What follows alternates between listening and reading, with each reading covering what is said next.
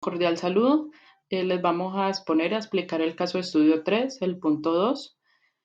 Decimos realizar la programación en Python. Y bueno, inicialmente tenemos 7 conjuntos, 5 proveedores con índice I, 3 plantas con índice J, 4 o 6 con índice O, 10 puntos de venta con índice P, 4 estaciones de transferencia con índice E, 2 rellenos sanitarios con índice R. En este caso es Jumbo y Andalucía, ya que en la ponderación de criterio le dimos más valor e importancia a la inversión que se realiza, es decir, como la cuestión económica, que al impacto ambiental y el social. Y por último tenemos los bancos de alimentos con índice B. Bueno, seguido de eso tenemos las variables, 3 variables binarias, la compra de fruta al proveedor y la apertura de los CEDIs y las estaciones de transferencia. Seguido a esto, unas variables de flujo. En este flujo, pues se, se transporta, por decirlo así, 3 productos. Sería fruta, jugo y residuo.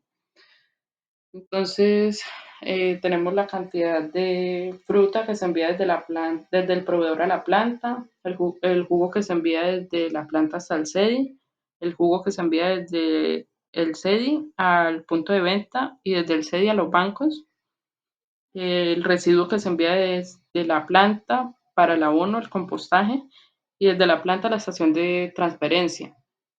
Y la cantidad de residuo que se envía desde la estación de transferencia al relleno sanitario. Seguido a esto, tenemos las variables de demanda insatisfecha y el inventario de seguridad que debe tener el CEDI. Y por último, tenemos las variables por metas. Decidimos abreviar la palabra MET y negativo y positivo de cada una de las metas, que en este caso son 4. Entonces, la primera meta pues es la cantidad de emisiones de CO2 inferiores y superiores al valor permitido, la cantidad de producto eh, inferior y superior a la capacidad del relleno sanitario, la cantidad de toneladas de abono producidas por debajo y por encima de lo requerido. Y por último, la cantidad de jugos que se envían a los bancos de alimentos por debajo y por encima de lo requerido. También tenemos unos parámetros eh, donde tenemos los costos, capacidades, distancias. También tenemos demanda y también unos parámetros adimensionales. Esto quiere decir pues que no están conectados con ningún índice, sino que pues son valores que están ahí fijos. También tenemos los parámetros por metas. Eso pues quiere decir que el valor permitido que se tiene de una meta y la penalización si no se cumple esta meta. Por lo menos acá tenemos el valor permitido de la capacidad máxima que tiene el relleno sanitario y la penalización si se excede esa capacidad. Por otro lado también tenemos eh, el valor que se puede producir, el valor mínimo que se puede producir de abono y la penalización si no se llega a cumplir esa producción. Bueno, por acá también tenemos la función objetivo. En primera instancia, pues tenemos que la cantidad de fruta que se envía del proveedor a la planta se multiplica pues por por la compra de fruta al proveedor, si esa es la variable binaria, si se decide o no se decide comprar al proveedor, por la distancia que hay en este tramo desde el proveedor a la planta y el costo que tiene, es el costo del transporte, es decir, como el flete. Lo mismo se hace pues con las demás variables, la cantidad de producto que se envía por la distancia que hay en este tramo. Por otro lado, acá tenemos en el costo de abrir las estaciones de transferencia por la binaria, si se decide o no se decide abrir esta estación, Lo mismo con los CEDIs, el costo de apertura de los CEDIs por la variable binaria, que es si se decide o no se decide abrir el CEDI. Bueno, aquí tenemos la penalización si no se llega a cumplir con la demanda del punto de venta. Y por último, tenemos las, las de las metas. Entonces, lo que decía ahorita, si el CO2 es superior a lo permitido, entonces se penaliza. Y lo mismo con las demás, si la cantidad de residuos es superior a la capacidad del relleno, también se penaliza.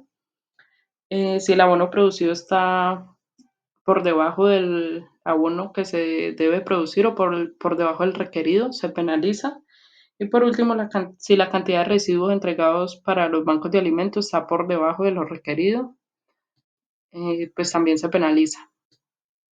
Aquí por último, tenemos el costo de convertir una tonelada de desperdicio por la cantidad de residuo que envía la planta para el abono. Y el último tramo es el costo por tonelada de producto por cada proveedor. Esto multiplicado pues por la binaria, que es si se le compra o no se le compra al proveedor, y por la cantidad de fruta que se le compra al proveedor. Esto pues multiplicado por un mantenimiento.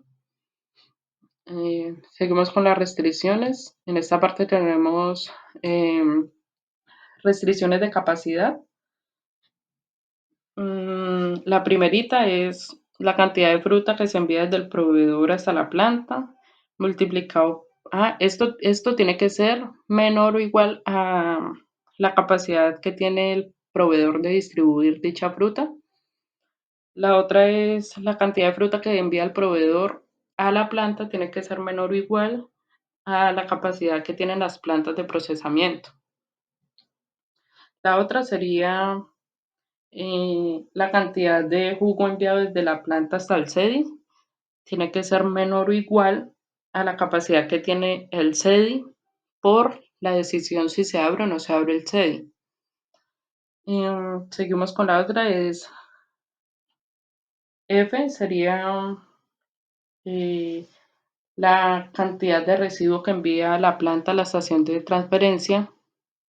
Esto pues tiene que ser menor o igual a la capacidad que tiene la estación de transferencia de procesamiento y la decisión de si se abre o no se abre la estación de transferencia.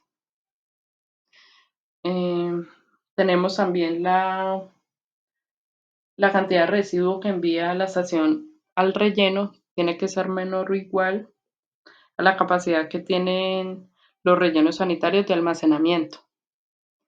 Y por último, tenemos que la cantidad de residuo que envía la planta al abono tiene que ser menor o igual a la capacidad que, que se tiene el procesamiento para el compostaje. Por otro lado, tenemos eh, las restricciones de metas y demanda. En este caso tenemos que la cantidad de residuos que se envía desde la planta para el abono, más la diferencia que hay de el abono producido por debajo del requerimiento y por encima del requerimiento. Eso pues multiplicado al abono por, por una tonelada de compostaje, tiene que ser igual a la producción mínima de abono. En esta otra tenemos que la cantidad de jugo que se envía desde el CEDI a los bancos, más la diferencia que existe entre la cantidad mínima requerida y la cantidad máxima, tiene que ser igual a las toneladas de jugos que se le entregan a los bancos. En esta parte tenemos que la cantidad de residuo que se envía desde la estación para al relleno sanitario, más la diferencia que hay desde la cantidad de residuo mínima y por debajo de lo requerido y por encima de lo requerido tiene que ser igual a la capacidad máxima que tiene el relleno sanitario.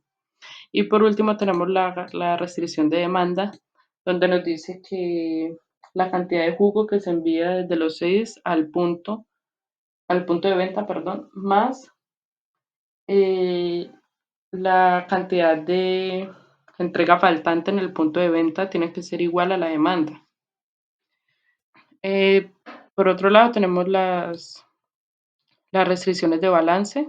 Eso pues quiere decir que el producto que sale de un lado tiene que ser igual al que llega al otro lado. En este caso, por lo menos tenemos que el producto que sale de, del proveedor a la planta tiene que ser el mismo que el que sale de la planta hasta el sede, para que pues ningún producto se quede en el proceso, ni en inventario, ni nada. Bueno, a lo último pues tendríamos que tener unos resultados, pero en este caso pues tenemos un error. Estuvimos revisando cuál era el error y pues no lo encontramos. Pero pues debería de dar un costo mínimo. También debería de dar pues el resultado de estas variables, que es pues si se compra el proveedor, la apertura de los CEDIs, las variables de flujo, debería pues de dar la cantidad de producto que se envía, de fruta, jugo, residuo, y, y pues las penalizaciones que tiene cada, cada, cada variable pues por de pronto exceder o, o no alcanzar pues el mínimo requerido.